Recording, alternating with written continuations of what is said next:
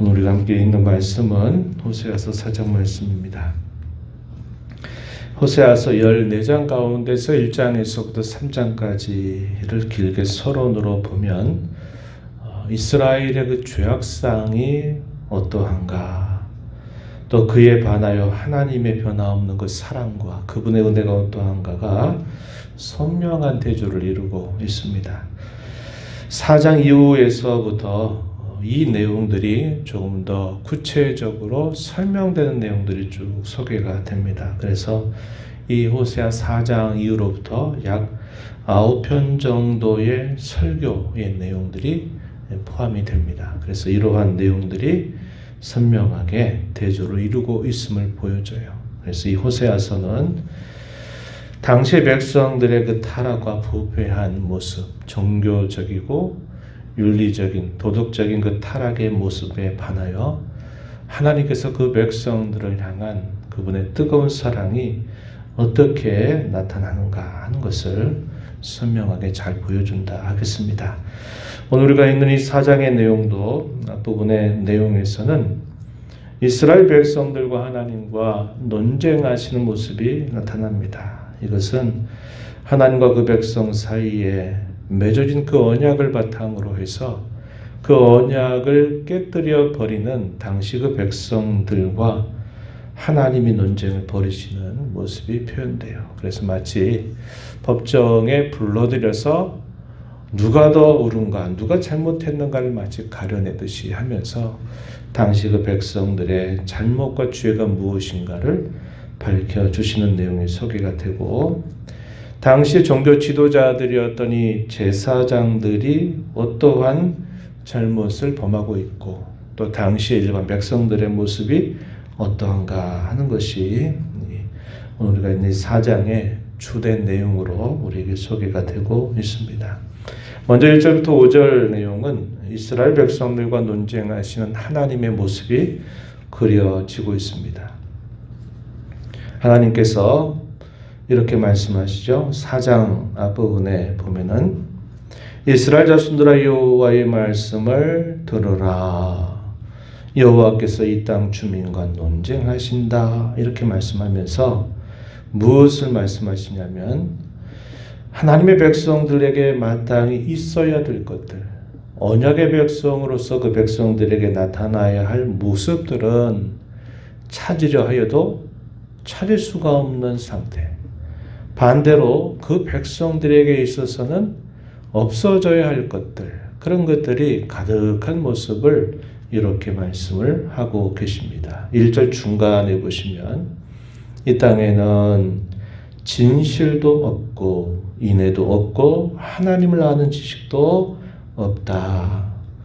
이 없다고 말하는 내용들은 사실상 하나님이 그 백성들에게 늘 원하고 기대하고 바라시는 모습이었습니다. 진실함. 인애라는 말은 하나님을 향한 변함없는 사랑, 이것을 말하죠.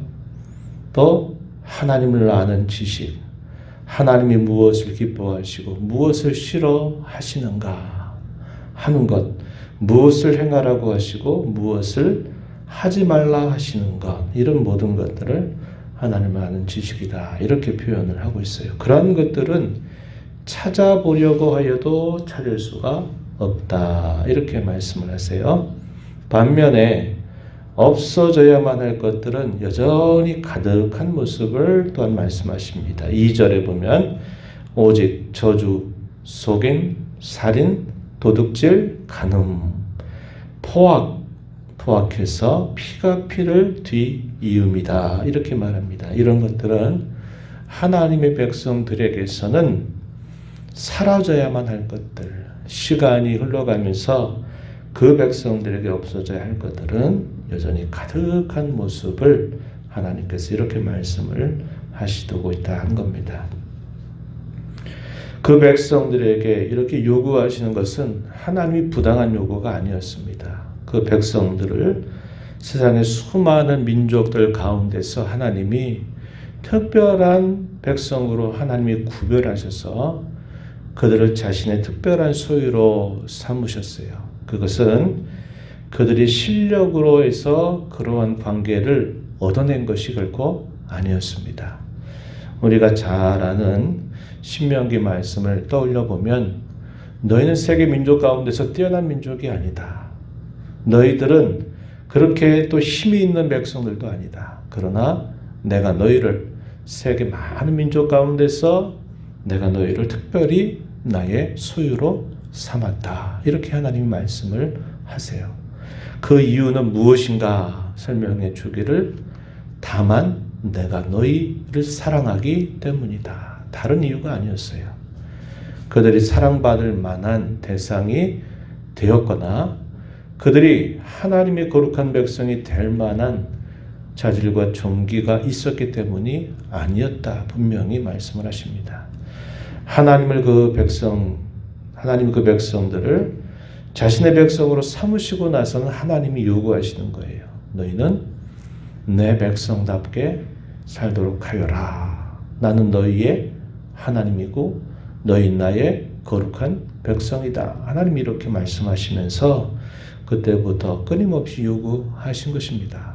그래서 그들에게 요구하셨던 것, 우리가 1절 2절에 읽었던 말씀처럼 진실함과 인애와 하나님을 아는 것을 원하는 반면에 예전에 가지고 있었던 그런 없어져야 할 것들, 저주나 속임이나 살인이나 도둑질이나 간음 포악들은 그들이 제거해야만 했다 한 겁니다. 그런데 이스라엘 나라가 물질적으로 번영과 풍요를 이루고 있었던 이 여로보암 통치 2세 말기, 호세아가 선지자로 부름받았던 그때에 겉은 화려하고 번지르하고 좋았지만 속으로는 계속적으로 부패하고 썩어져 가고 있는 그 모습, 이것을 이렇게 표현하고 있는 내용이 되고 있어요. 그 결과 그들에게 어떻게 될 것인가 설명하기를 3절에 보니까 이 땅이 슬퍼한다. 하나님의 약속하신 땅, 그 거룩한 땅이 있어야 할 것들은 없고 없어야 할 것들이 가득하게 되니까 그 땅이 슬퍼한다. 거기 사는 자나 짐승이나 공중에 나는 새도 다 쇠잔하게 될 것이고 바다에 고기마저 없어지게 될 것이다. 이렇게 말씀을 하십니다. 누가 누구에게 더 잘났다 못했다 굳이 난 이야기하고 다투고 책망할 정도가 되지도 못한다. 이렇게 표현을 했습니다. 4절에 보면 어떤 사람인지 다투지도 말며 책망하지도 말라. 내 백성이 제사장과 다투는 자처럼 되었음이니라. 이 말은 다 그들의 수준이 다 그와 똑같다 하는 것을 이런 표현을 통해서 설명하고 있는 것입니다. 그 결과 그들이 어떻게 될 것인가 5절에 말씀하시기를 너는 낮에도 넘어지겠다. 너와 함께 있는 선지자는 밤에 넘어지게 될 것이다. 내 어머니를 내가 멸할 것이다. 이 어머니는 이스라엘 나라를 이렇게 부르고 있는 표현이 됩니다.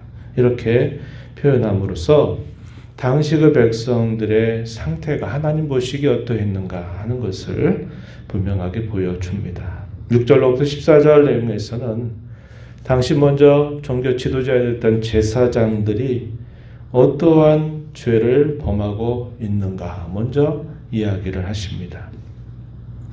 6절 말씀에 보면은 내 백성이 지식이 없으므로 망한다.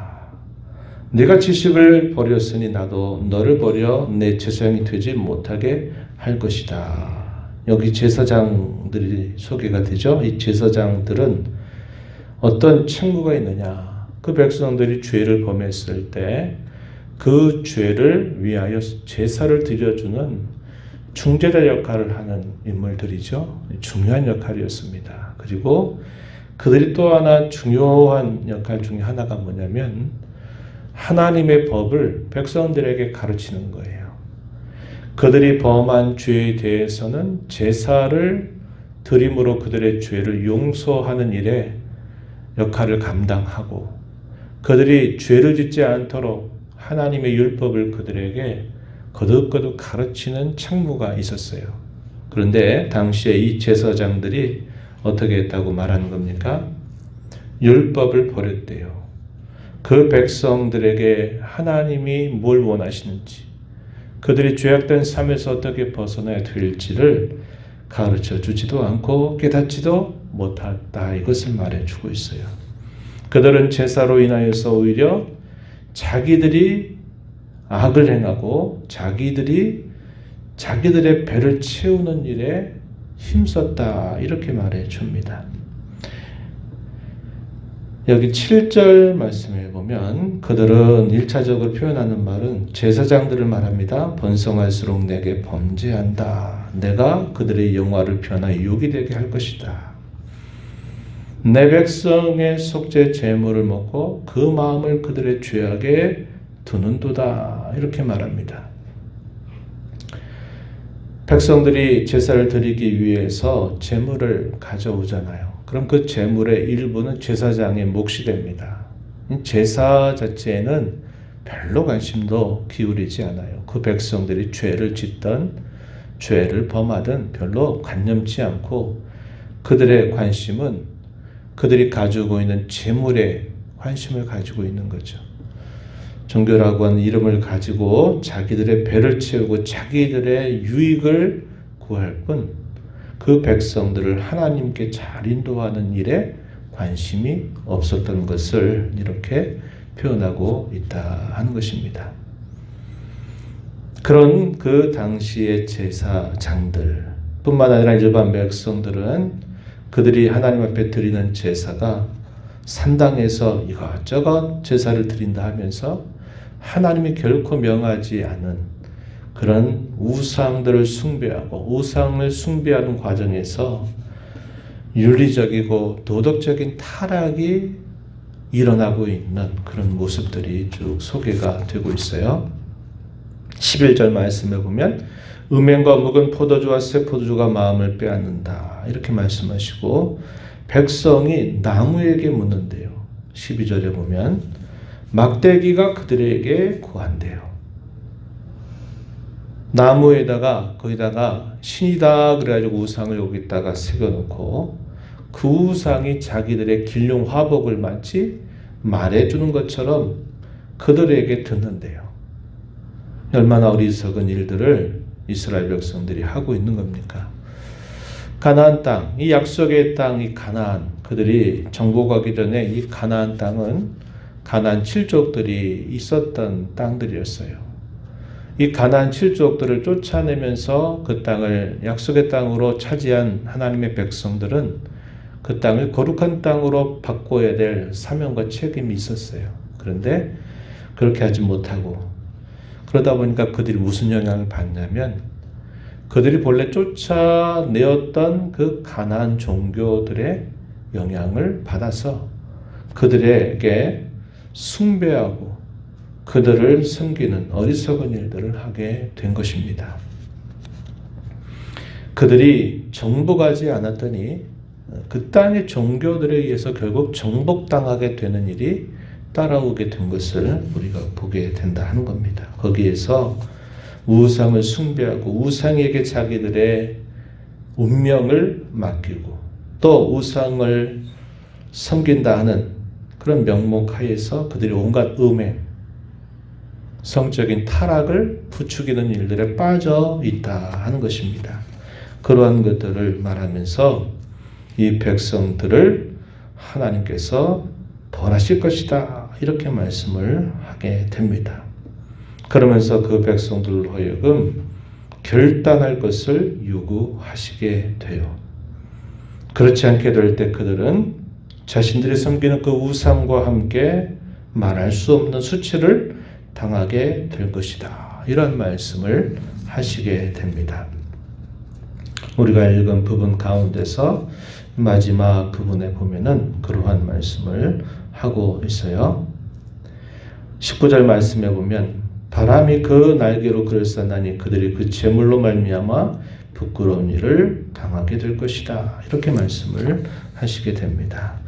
오늘 우리가 이 말씀을 보면서 하나님께서 오늘 저와 여러분들 세상의 많은 사람들 가운데서 선택하셔서 그분의 자녀로 삼으신 것은 그분이 다만 우리를 사랑하심으로 말미암아 우리를 그분의 자녀로 삼아 주신 것입니다.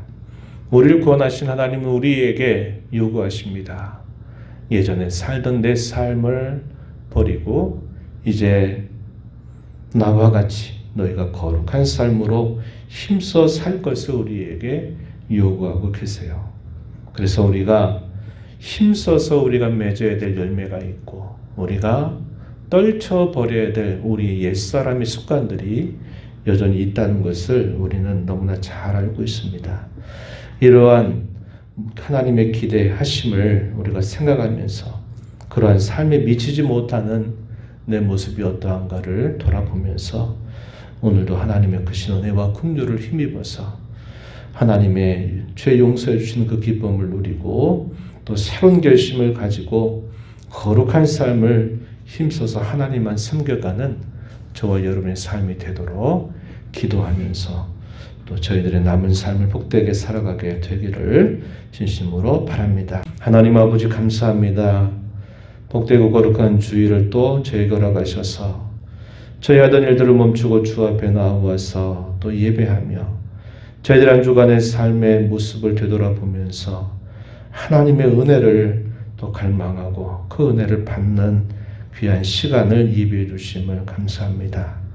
저희를 하나님의 자녀 삼아서 저희로 하여금 떠나야 할 삶이 무엇이고 우리가 힘써야 할 삶이 무엇인가를 말씀하신 것을 깊이 생각하면서 저희들이 무엇이 부족한지를 주님 앞에 아뢰고 주의 도우심으로 말미암아 저희의 심령이 새로워지도록 주께서 인도해 주시기를 간절히 바라옵나이다. 하나님을 아는 거룩한 지식으로 날마다 풍요로운 저희의 삶이 되게 하시고 하나님을 닮아가는 삶으로 풍요해지는 복된 삶이 되도록 저희를 인도해 주옵소서.